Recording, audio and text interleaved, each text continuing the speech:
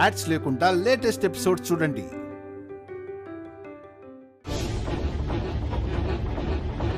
ఏయ్, ఆ రోజు మేడం వాళ్ళ అమ్మాయికి ప్రెగ్నెన్సీ పోయేలాగా ఇంజెక్షన్ చేయమని చెప్పానా లేదా?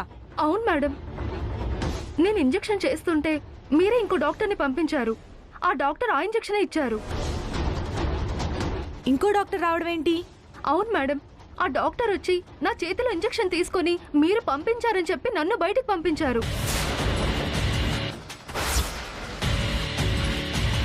నేనెవర్ని పంపలేదు కదా. డ్రామాలు ఆడుతున్నారా మీరు? డబ్బు కక్కుర్తు పడుతున్నారా? నా ప్రెస్టేజ్కి సంబంధించిన సమస్య ఇది. డబ్బు కావాలని నన్ను అడుగుంటే మీ మొహాన విసిరి కొట్టుండేదాని కదా. ఏంటి మేడం మీరేమంటున్నారు? మీరేమో హెడ్ నర్స్ కి చెప్పామంటున్నారు, తనేమో మీరు మరో డాక్టర్ని పంపించారు అంటుంది. లేదు మేడం, నేనే డాక్టర్ని పంపలేదు. లేదు మేడం, మీరు పంపించారని చెప్పి నన్ను బయటకు వెళ్ళమంది. ఎవరా డాక్టర్? తన్ని పిలవండి. ఆ డాక్టర్ని ఇప్పటి వరకు మళ్ళీ చూడలేదు మేడం. పిచ్చి పిచ్చిగా మాట్లాడకండి. మీరేవో తన మీద నెడతారు, తనేవో ఇంకో డాక్టర్ అంటుంది. అసలు ఆ డాక్టర్ ఎవరు? పిలవండి. నేనెవర్ని పంపలేదు, తను పొరపాటు పడ్డట్టుంది మేడం. మీరు కాదు, నేను పొరపాటు పడ్డాను. మీరు పని చేస్తారని నమ్మి డబ్బిస్తే నా పరువు మొత్తం తీసేశారు. మీరంతా కలిసి కుట్ర చేస్తున్నారు. కుట్ర కాదు మేడం, నాకు కొంచెం టైం ఇవ్వండి, ఆలోచిస్తాను. ఏంటి ఆలోచించేది? నా పరువు గంగలో కలిసిపోయింది. అసలు ఆ రోజొచ్చిన డాక్టర్ ఎవరు? ముందు సీసీ ఫుటేజ్ తీయండి. ఇప్పుడు సీసీ ఫుటేజ్ ఎందుకు మేడం? మీకు నా ప్రాబ్లం ఏంటో అర్థం కావడం లేదు. ఫుటేజ్ తీయండి, నేను చూస్తాను. మీరు అబద్ధాలు ఆడుతున్నారో నిజం చెప్తున్నారో ఇప్పుడే తెలిసిపోతుంది. సరే మేడం, ఒక్క నిమిషం. ఒకసారి అర్జెంటుగా నా క్యాబిన్కి రా. అలాగే మేడం.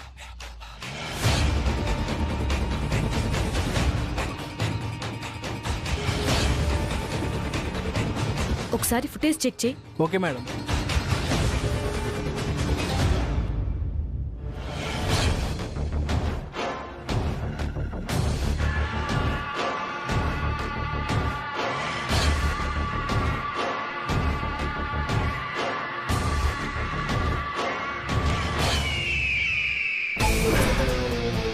తనే మేడం, ఆ డాక్టరే.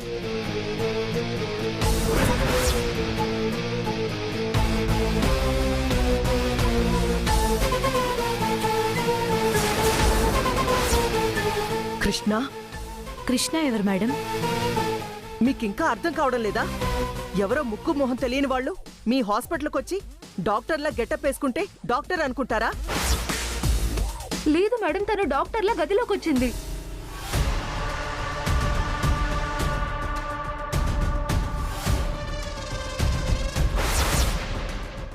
మీకసలు బుద్ధుందా?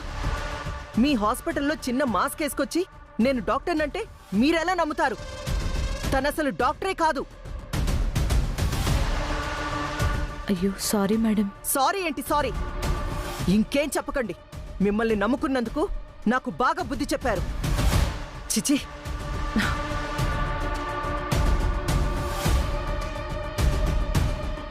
కృష్ణ, నువ్వు చాలా ఎక్కువ చేస్తున్నావు. పెళ్లి కోసం నా స్వీటీని ఎత్తుకెళ్ళావు. ప్రెగ్నెన్సీ తీయకుండా అడ్డొచ్చి నా పరువు తీస్తున్నావు. ఇంతకు 1000 రెట్లు నీకు అప్పగిస్తాను. నిన్ను, నీ కుటుంబాన్ని ఎవ్వర్ని వదలను. నీ అక్క జీవితాన్ని నాశనం చేస్తాను. ఏ హిమ ప్రెగ్నెన్సీ పోకుండా ఆపగలిగావో అదే ప్రెగ్నెన్సీని అడ్డు పెట్టుకుని హిమని నా వైపు తెచ్చుకుంటాను. తారంటే ఏంటో మీకు అర్థం కావట్లేదు. తార అంటే ఏమనుకుంటున్నారు? మీ రేంజ్కి నా రేంజ్కి పొంతనే లేదు. మీ సంగతి చెప్తాను.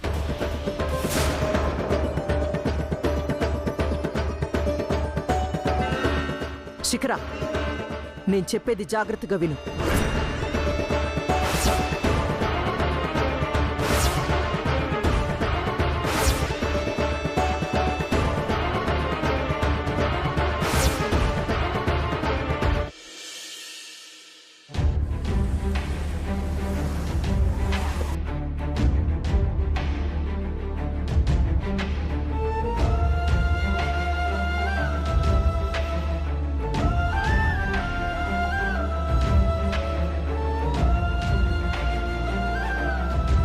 ప్రేమ లేని వారికి ఆస్తులిస్తే ప్రేమ పుట్టుకొస్తుందంటారా? అలా వచ్చిన ప్రేమ నిజంగా ప్రేమే అంటారా?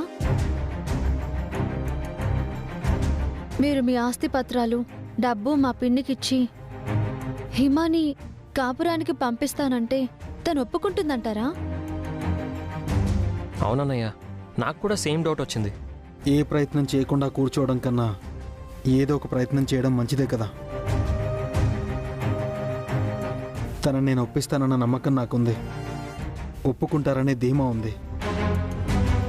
ఇంతకు మించి వేరే ఆప్షన్ కానీ ఐడియా కానీ నీ దగ్గరుందా? అలాంటప్పుడు ఈ ప్రయత్నం చేయడంలో తప్పే ఉంది. పదండి. ఒక పని చేసేటప్పుడు ఆ పని అవుతుందని అడుగు ముందుకేయాలి కానీ ఆ పని అవుతుందో లేదో అని అనుకోకూడదు. పాజిటివ్గా ఉండాలి. పదండి.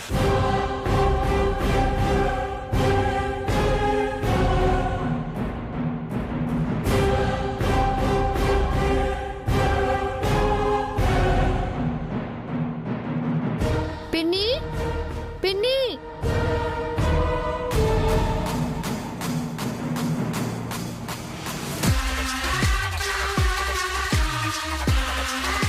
మా ఇంటికి ఎందుకు వచ్చారు?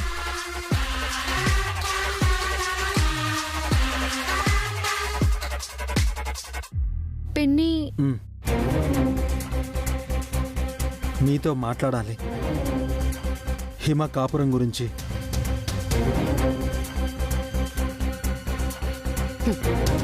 మాట్లాడడానికి ఏముంది బాబు? నన్నొక పూచిక పుల్లలా తీసి పారేసి తీసుకెళ్లి గుళ్ళో పెళ్లి చేశారు. ఇప్పుడేమో తీసుకెళ్లి రాణమ్మ ఇంట్లో పెట్టుకుంది. ఇక నాతో మాట్లాడడానికి ఏముంది? వాళ్ళేదో మాట్లాడతాము అంటున్నారు, పూర్తిగా వినొచ్చు కదా సువర్ణ. మీరేం మాట్లాడకండి. జరిగిన పెళ్లిలో మీ భాగస్వామ్యం కూడా ఉంది కదా.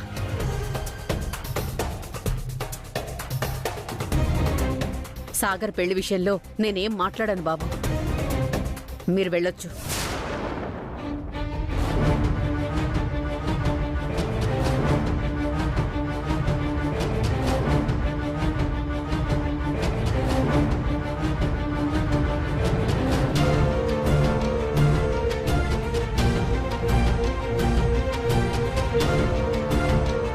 ఇవి నా ప్రాపర్టీ డాక్యుమెంట్స్.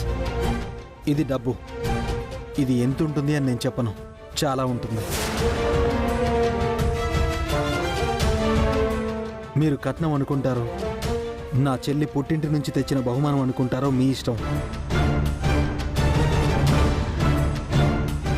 నా చెల్లిని ఈ ఇంటి కోడలిగా అంగీకరించండి. ఏంటి, డబ్బులతో మమ్మల్ని కొనాలని చూస్తున్నారా? కొనడం అమ్మడం వ్యాపారం అవుతుంది. నేను ప్రేమతో అంగీకరించండి అని అడుగుతున్నాను. కావాలంటే నా ఆస్తి మొత్తం కావాలంటే రాసిచ్చేస్తాను.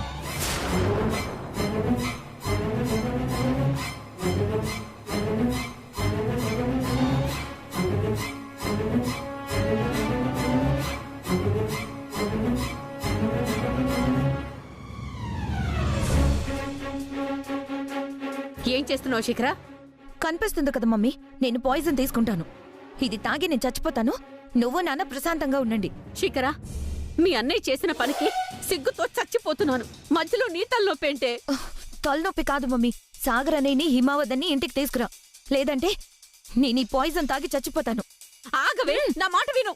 ముట్టుకోవద్దు, ముట్టుకుంటే తాగేస్తాను.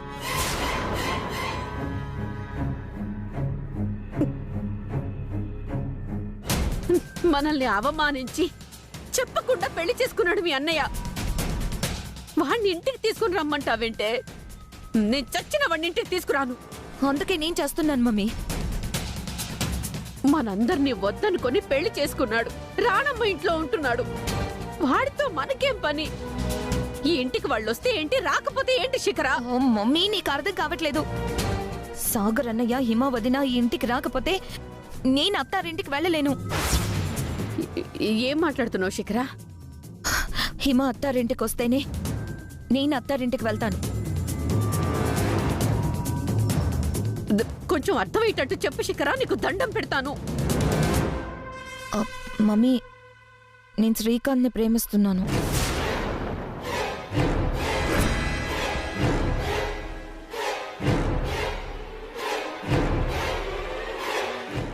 నువ్వు శ్రీకాంత్ని ప్రేమించడం ఏంటి?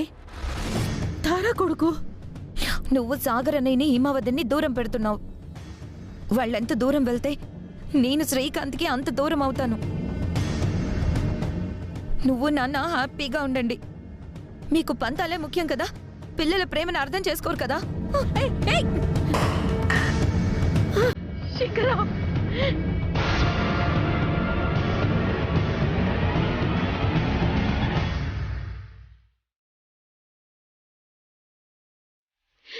ఇలా మాట్లాడుతున్నావేంటి శిఖరా?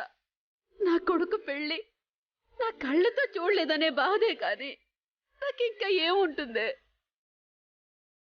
ఆ తార వాళ్ళ దగ్గర నుంచి కట్న కానుకలు ఆశించానా? ఏ తల్లికైనా తన బిడ్డల పెళ్ళిళ్ళు కళ్ళారా చూసుకోవాలని ఘనంగా చేసి మురిసిపోవాలని ఉంటుంది కదా. నువ్వు ఇప్పుడేమంటావు మమ్మీ? నేను చెప్పిన దానికి అవునంటావా కాదంటావా?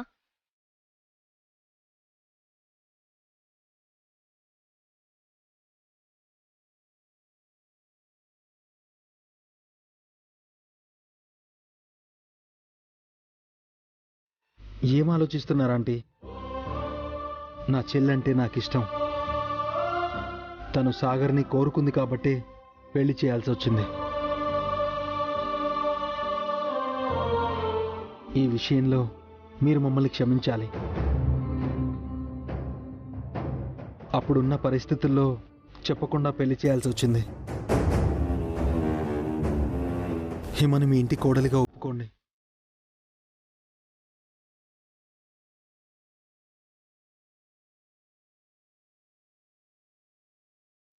రాధా గారికి మా పిన్ని మనసు అర్థం కావడం లేదు. తను అస్సలు ఒప్పుకోదు. నీ చెల్లెలు ప్రేమించిందని సాగర్కిచ్చి పెళ్లి చేశావు. మరి నా కూతురు ఒక అబ్బాయిని ప్రేమించింది.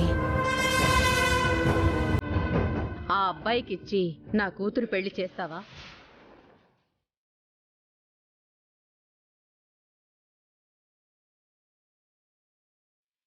మీరు అడగాలే గాని నేను ఏదైనా చేస్తాను. అందులోనూ మీరు నా చెల్లిని ఈ ఇంటి కోడలిగా అంగీకరిస్తానంటే నేనే పనికైనా సిద్ధం. చెప్పండి, మీ అమ్మాయి ఎవరిని ప్రేమించింది? ఫోన్ నెంబర్, అడ్రస్ ఇవ్వండి. ఇప్పుడే వెళ్ళి మాట్లాడతాను. నా చెల్లి కోసం నేను ఏదైనా చేస్తాను. మాట తప్పవు కదా? మాట తప్పే ప్రసక్తే లేదంటే మీరు వివరాలు చెప్పండి.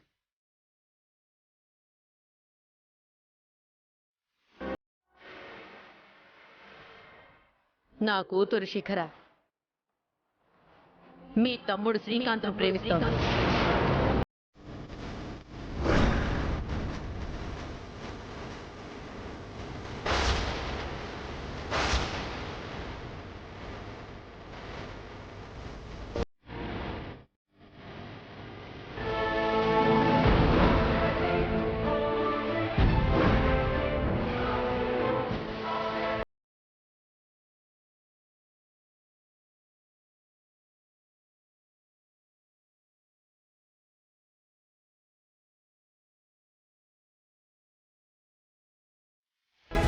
మాట్లాడవేంటి బాబు? మీ తమ్ముడు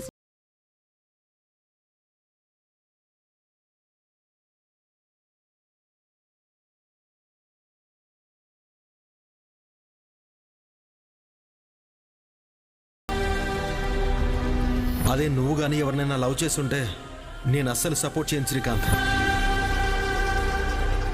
అయినా నువ్వు అలా చేయవు శ్రీకాంత్. నాకు తెలుసు, నువ్వు నా తమ్ముడివి.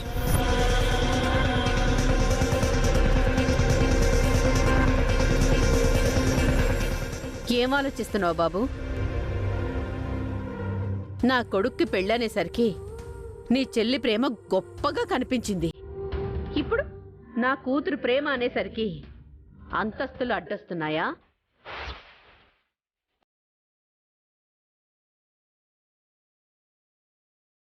ఆ తార నా కొడుకుని ఇంటల్లుడిగా అంగీకరించేంత వరకు ఆవిడ కూతురు ఈ ఇంటికి కోడలవ్వదు.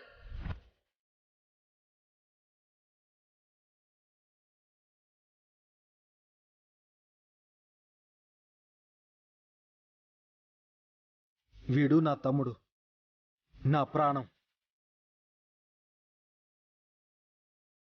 వీడికి నా మాటే వేదవాక్కు. నేను శ్రీరాముణ్ణి కాకపోవచ్చు గాని వీడు మాత్రం లక్ష్మణుడు.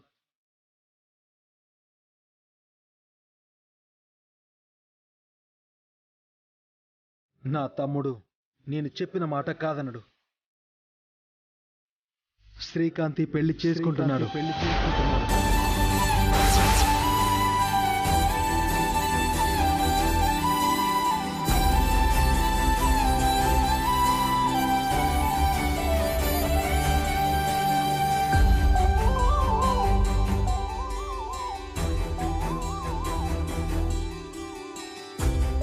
మీరంటం కాదు, ఈ మాట అబ్బాయి కూడా అనాలి కదా. శ్రీకాంత్, ఈ పెళ్లి నీకు ఇష్టమే కదా?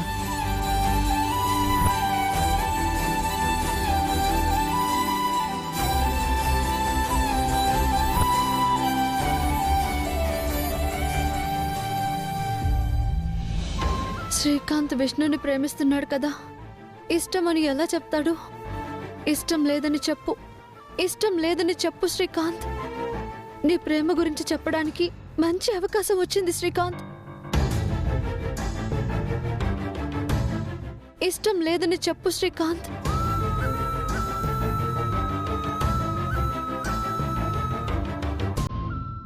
నాకు ఇష్టమే.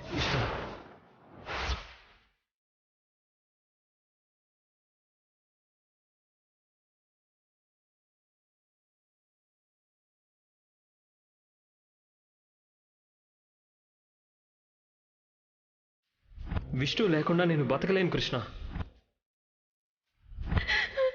శ్రీకాంత్ అంటే నాకు చాలా ఇష్టం.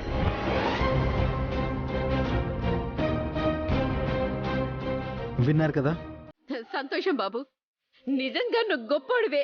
పెద్ద సమస్యను చిటికలో తేల్చేశావు. ఉండండి బాబు, మీ నోరు తీపి చేస్తాను. నువ్వు పదవే.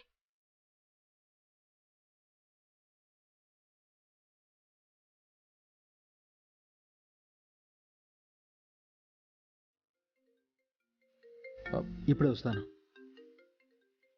హలో శ్రీకాంత్, నీతో మాట్లాడాలి, రా.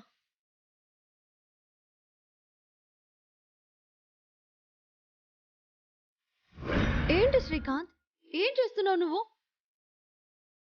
అక్కడ మీ అన్నయ్య మీ పెళ్లి గురించి మాటిస్తుంటే మాట్లాడకుండా అలా చూస్తావేంటి శ్రీకాంత్? నోరు తెరిచి నిజం చెప్పాలి కదా శ్రీకాంత్. శ్రీకాంత్, శిఖర మళ్ళీ ఏదో కుట్ర మొదలు పెట్టింది. నువ్వు మౌనంగా ఉండటం కరెక్ట్ కాదు శ్రీకాంత్. శ్రీకాంత్, నీ మౌనం చాలా ప్రమాదకరంగా మారుతుంది.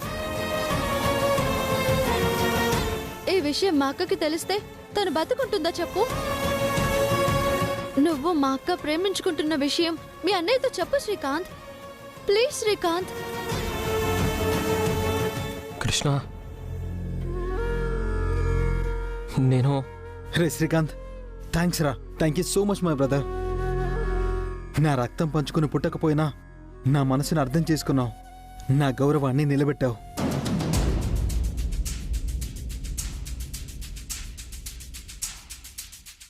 నీకు ముందుగానే చెప్పకుండా, నిన్ను అడగకుండా నేనలా మాట్లాడినా ఇదేంటన్నయ్యా, నన్నొక్క మాట అడగాలి కదా అని నోరు తెరిచి ఒక్క మాట కూడా అడగలేదు చూడు. అదిరా నీ గొప్పతనం. నా సొంత తమ్ముడైనా కూడా ఇలా నేను మాటిచ్చుంటే నీలా మౌనంగా ఉండేవాడు కాదేమో శ్రీకాంత్. నువ్వు సరే అనకపోతే హిమని వాళ్ళు ఇంటికి రానిస్తామని మాటిచ్చేవాళ్లే కాదు. Thank you Srikanth, thank you so much. ఇప్పటికైనా మించిపోయింది లేదు. మాట్లాడు శ్రీకాంత్, నోరు తెరువు శ్రీకాంత్. రే పద వెళ్దాం. నీకు కూడా థ్యాంక్స్ కృష్ణ. హిమ విషయంలో మొదటి నుంచి చాలా హెల్ప్ చేశావు.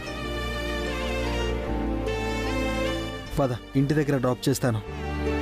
పర్లేదు, మీరు వెళ్ళండి, నేను కాసేపు ఆగి వస్తాను. సరే పదరా, పద.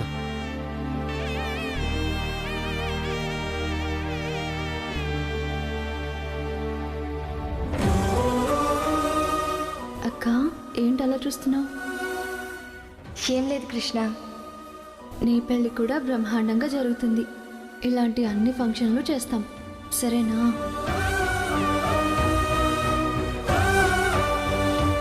తీసుకో కృష్ణ. No thanks. నేనేమిచ్చినా తీసుకోవా? నువ్వేం ఇస్తున్నావో, నువ్వేం చేస్తున్నావో అర్థమవుతుంది శిఖరా. నువ్విదంతా కావాలని చేస్తున్నావు కదా. థ్యాంక్స్ కృష్ణ, నన్ను అర్థం చేసుకున్నావు. శ్రీకాంత్ నాకు దక్కాలంటే నా ప్రయత్నాలేవో నేను చేయాలి కదా. ఒక చెట్టుకి పండ్లు కాసుంటే చెట్టు కింద కూర్చుని చేతులు చాచి పండ్లు రాలితే తీసుకుందామని కలలు కంటూ కూర్చుంటే కుదరదు కదా కృష్ణ.